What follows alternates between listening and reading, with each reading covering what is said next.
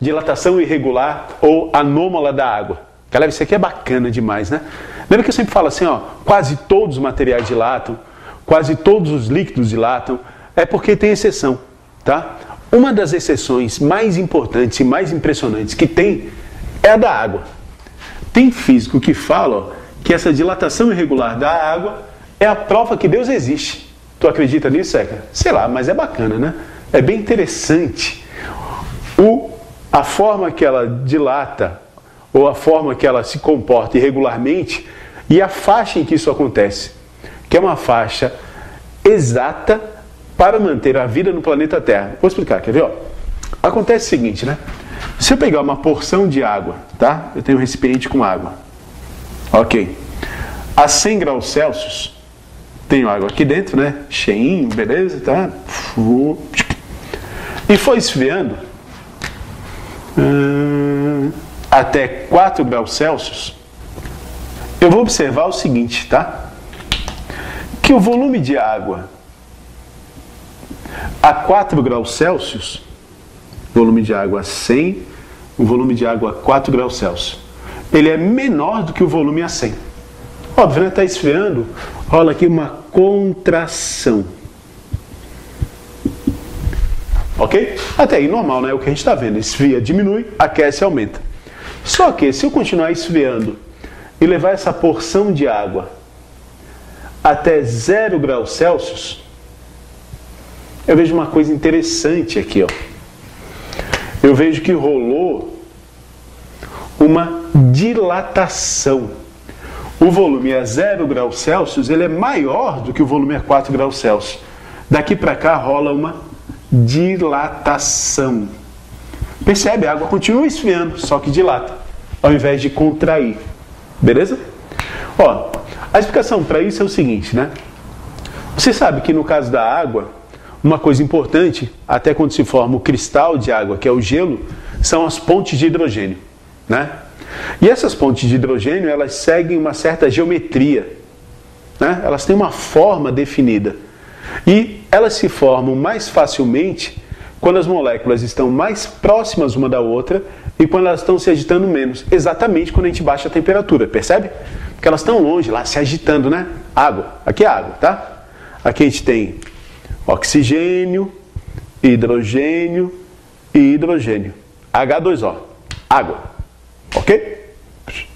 Água. Então, a gente tem ali as moléculas de água se agitando. Né? Muito rápido, muito quente. Tal. Daí vai esfriando, vai diminuindo a agitação, vai diminuindo, vai se aproximando, até que de repente, pá, se formam as pontes de hidrogênio. Sei lá se o desenho é bem esse mesmo, né?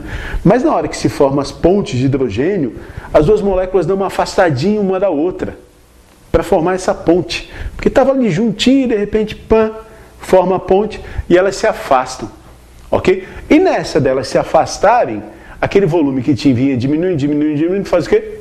Aumenta. E a água de 4 até 0 graus Celsius, ao invés de continuar comprimindo, ela começa a aumentar o seu volume. Quer dizer, ó, 4 graus Celsius é a temperatura de volume mínimo da água. Certo? Depois que é gelo, outro papo, né?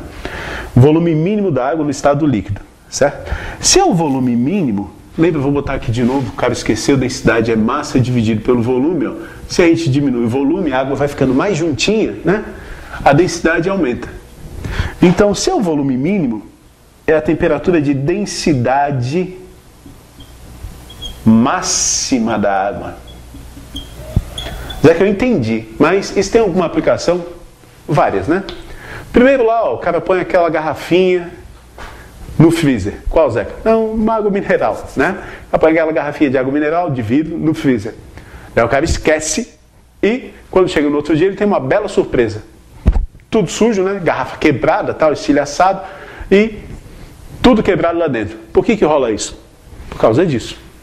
O cara botou a garrafinha com água ali no freezer, tal, daí aquela água começa a esfriar. Vai esfriando e ela vai diminuindo o volume. E a garrafa também, porque a garrafa também esfria e ela diminui o volume. Até 4 graus Celsius está tudo na boa, tudo na paz, né?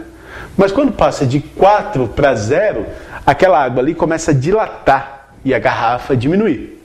isso vai aumentando a pressão, aumentando, até que poc, quebra a garrafa. Mas a força é tão grande, Zeca, grande, cara. Os caras fizeram uma experiência na Universidade da Austrália, que eu não lembro o nome. Eles pegaram esferazinhas de aço, né? De 2 milímetros de espessura, que não é pouco, beleza? Que cabia um copinho de água, 200 ml. Encheram e botaram no freezer. E eles notaram que aquele copinho de água conseguia quebrar ainda aquela esfera. Mais que isso não, mas até 2 milímetros quebrava. Tem lugares do mundo que eles usam isso para quebrar pedra. É, verdade. Os caras fazem uma fissura na pedra, né? A gente usa no Brasil dinamite, né? Uma fissura na pedra, lá é muito frio, né? Eles jogam água quente ali dentro. Quando a água congela, poc, quebra a pedra. Beleza? Então é um negócio que tem muita aplicabilidade, né? E detalhe, ele impede que a vida tenha acabado no planeta na nossa era glacial. E impede que a vida acabe nos lugares que são muito frios. Por quê? Ó, isso que é bacana, né, cara? Isso aqui é impressionante. O cara tem um lagão lá, né? Você deve ter visto, principalmente filme americano, né? Os caras sempre, na hora que congela o lago, patinando em cima da superfície e tal, e o vidro, e aquela lâmina de vidro sempre quebra e cai na água gelada. Então, vocês percebem que a água sempre congela em cima, mas embaixo não congela. Notam isso? Claro que a camada de gelo pode ser mais grossa ou mais fina, né? Mas a parte de baixo ali permanece líquida. Até no gelo que a gente faz em casa, né? O gelo congela a casca, mas em cima congela antes do que no meio. Já notaram isso? No meio continua líquido e a casca em cima está congelada. Isso rola pelo seguinte, né? Vocês lembram da aulinha de empuxo? Na aula de empuxo a gente vê, né, que o que é mais denso desce e o que é menos denso sobe. Então vamos imaginar que inicialmente eu tenho uma água do lago a 10 graus Celsius. E a temperatura ambiente é menos 10. Né? Por exemplo, era dia e anoiteceu. Tá? Ou começou o inverno, uma coisa assim. Aquela água de 10, aqui eu comecei com 100, né? Mas a gente podia ter começado com 10. Vamos botar aqui, ó. Tá? Aquela água de 10 até 4 vai sofrer uma contração. Então, à medida que essa água que está na superfície, ela vai esfriando, ela vai contraindo. Se ela contrai, ela fica mais densa. E quando ela fica mais densa, ela afunda. E a água quente que está aqui embaixo sobe. Beleza? Por exemplo, a água aqui estava 10, né? E a água aqui passou para 9. Dela desceu. Bom, até que aqui embaixo ficou tudo a 9.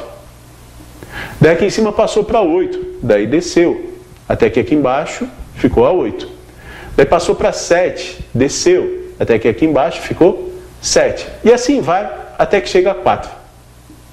Está ficando meio borrado isso, né? Até que chega a 4 graus Celsius. Ok? O que acontece em 4 graus Celsius especial? 4 graus Celsius, ó, vai ser a temperatura de densidade máxima, onde ela é mais densa a água, né? Então ela desce, e quando essa água passa para 3, ela não desce. Percebe? Porque de 4 para 3 rolou uma dilatação, o volume aumentou, ela ficou menos densa, e o menos denso boia. Quando essa água passa para 2, continua sem descer. 1 continua sem descer. 0 ainda não desce. E aqui se forma o gelo. Beleza? E o gelo é menos denso do que a água 4. Tanto é que o teu gelo boia no copo d'água. Não é verdade? Se ele fosse mais denso, ele afundava no copo d'água. O que tem de especial nisso? O negócio é que quando se forma essa camada de gelo, rola o seguinte, né? Essa camada de gelo começa a se formar de cima para baixo. E olha só que bacana, né? Como a natureza, né, tem coisas que impressionam a gente. O gelo, ele é um bom isolante térmico. Se ele é um bom isolante térmico, ele impede que toda a água continue esfriando e toda a água congele. Então congela a parte de cima, mas não congela a parte que está lá embaixo. Então se o cara tem ali um peixinho, né? O cara tem um peixinho aqui nadando e tal. Pã. Isso é um peixe, Zeca? Ah, um peixe. O cara tem um peixinho nadando, ó. Mesmo no inverno rigoroso, o peixe continua vivo. Se a água não se comportasse desse jeito, ia começar a congelar da onde para onde? Perfeito, ia começar a congelar de baixo para cima. Ia congelar todo o lago. Quando congelasse todo o lago, o peixinho morria. Ok? Isso foi uma música de casamento, né? Tudo bem. Morria o peixinho, tá? E a gente não teria, obviamente, vida em locais muito frios ou muito frios do planeta. Porque toda a água estaria congelada, obviamente todo mundo depende de água para sobreviver, não só os peixes, mas quem mora em cima também. E toda a vida nesses locais acabariam. E quando a gente tivesse a era glacial na Terra, todos os mares congelariam. E a gente não teria mais nenhuma vida no planeta nessa época. Então a água funciona de forma perfeita para manter a vida no planeta. Isso que leva alguns físicos a afirmar o que eu falei no começo. Pode não ser, mas é impressionante como as coisas se encaixam na natureza, né? É muito perfeito. Ok? Beleza? Galera, toca os exercícios abaixo, vai ter mais um videozinho ali que é aquela dedução que eu falei só. Mas pega os exercícios, resolve, olha a resolução e tal. Vai ter um mais dificilzinho, outro. Mas essa matéria é basicamente isso, não tem novidade, né? É aplicar a equação de variação de comprimento, variação de área ou variação de volume. Ok? Bom estudo, hein?